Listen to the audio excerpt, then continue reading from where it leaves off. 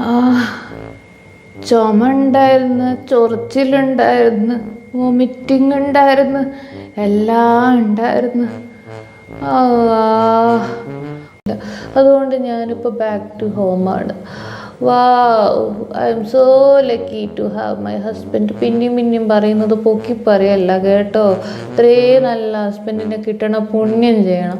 കാരണം ഓൻ എല്ലാ പണിയും ചെയ്യുമ്പോൾ എനിക്കിങ്ങനെ നോക്കിയിരുന്നാൽ മതിയല്ലോ, വേറെ പണിയൊന്നും ഇല്ലല്ലോ.